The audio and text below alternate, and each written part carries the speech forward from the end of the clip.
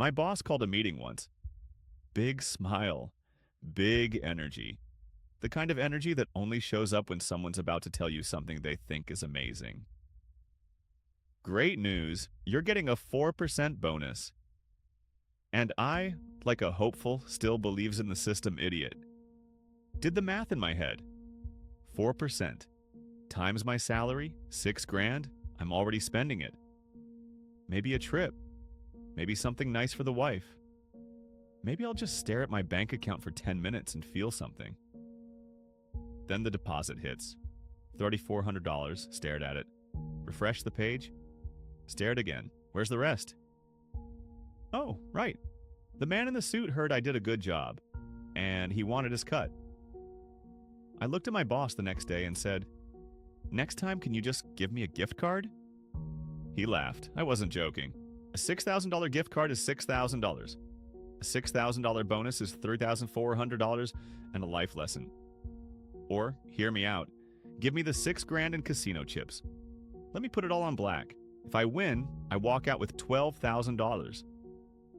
And here's the insane part. In Canada, he doesn't touch it. Gambling winnings, tax-free. You can walk into a casino, bet everything on a roulette wheel, win $500,000. Walk out. The man in the suit watches you leave. Doesn't say a word. But your bonus, the money you earned by being good at something, he takes half. Luck is free. Hard work is taxed. And my American friends, it's worse. He takes a piece of the luck too. Win $10,000 at the blackjack table. He's standing at the exit wanting 24%. They tax the work and the luck. I don't know who designed this system, but I think they might be a degenerate chain-smoking, can't leave the table, bets his kid's tuition on a hunch, absolutely addicted gambler. If that hits you in the tax bracket, you're in the right place.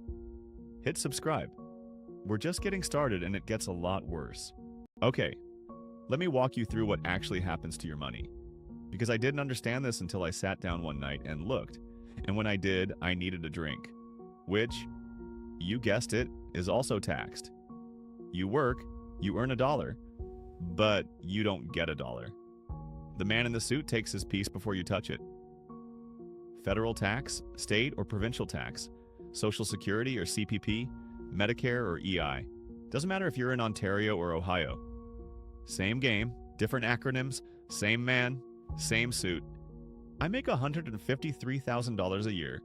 And before you roll your eyes, yeah, I know how that sounds. I'm not complaining about the number.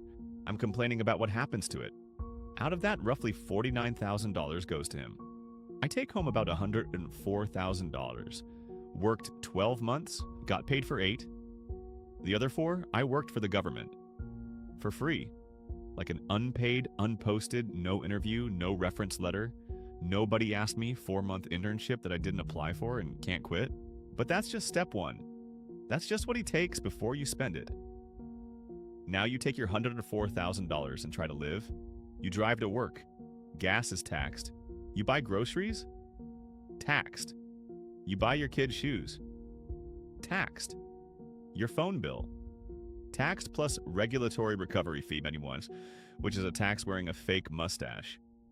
Your electricity?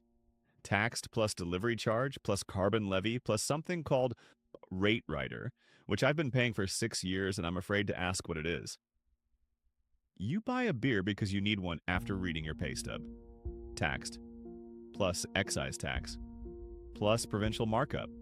A $2 beer costs $8, and $5 of that is various governments saying, "We see you're trying to relax." That'll cost extra. The dollar you already paid 32% on. Every time you move it, they take another 10 to 13%. Your dollar is getting mugged in slow motion, and the mugger is wearing a suit and calling it fiscal policy. But here's the one that really gets me. The one I didn't see coming. Your house. You saved for years. Ate store brand cereal. Drove a car with a weird noise you've been ignoring since 2021. Said no to everything. You finally buy a house. Sign the papers. Get the keys. Stand in the doorway and think, I own this. No, you don't. Every year he sends you a property tax bill. You already bought the house, already paid for it, with money that was already taxed. and now he's charging you rent on your own home. He's your landlord now. Except this landlord never fixes anything. The pothole on your street has been there since 2019. It has a name now. The neighbors call it Kevin. Stop paying, he takes the house. You never owned it, you were leasing it. With a really good sense of false confidence. And here's the part that keeps me up at night. The more you earn, the more he takes. Not just more dollars, a higher percentage. Guy making 40K pays maybe 20%. Me at 153K? 32%. I worked harder. Got promoted. More education. More certifications. More stress. More nights away from my kids. And my reward? A higher tax bracket.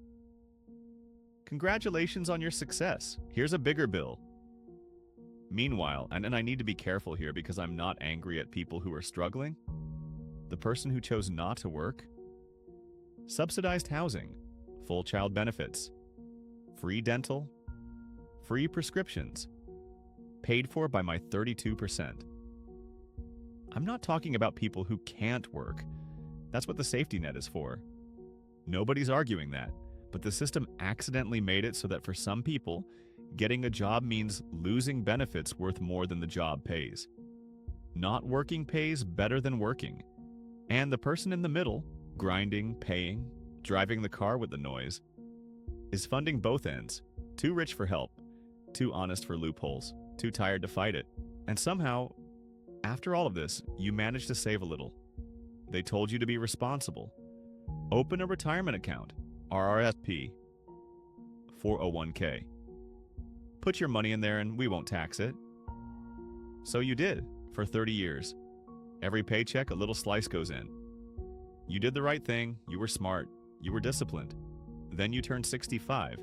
You reach in to pull your money out, and he's sitting inside the account, waiting. Oh, hey, remember me? I said I wouldn't tax it. I meant I wouldn't tax it yet. He didn't waive the tax, he deferred it. He let you hold it for 30 years and then he came to collect.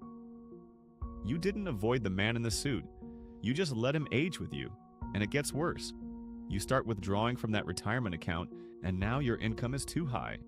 And that pension they promised you when you turned 65, they start taking it back, clawing it back.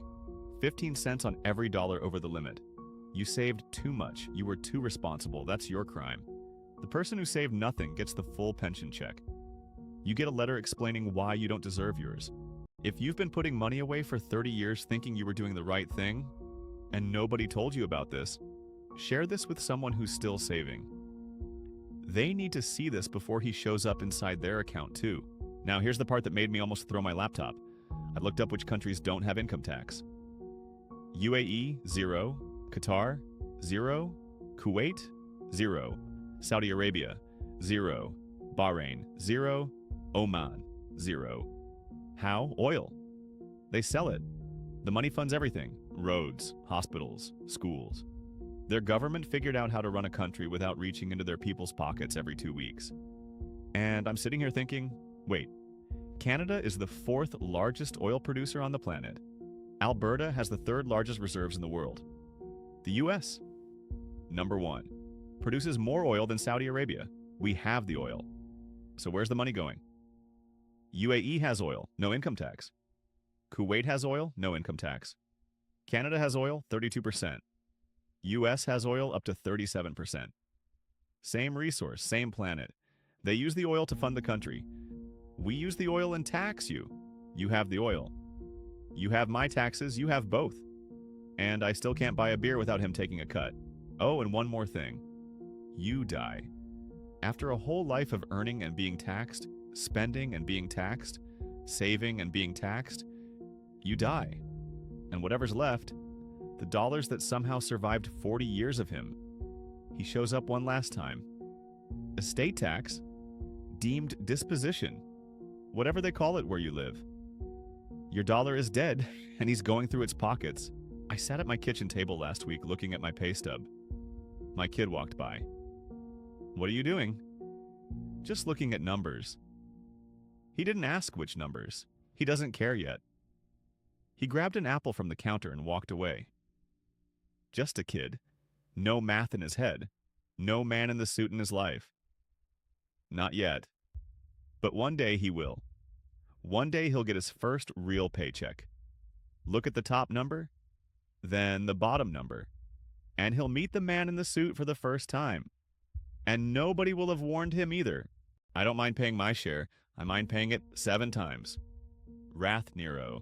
That's all I got. If you just looked at your pay stub different, welcome to the club. There's more coming.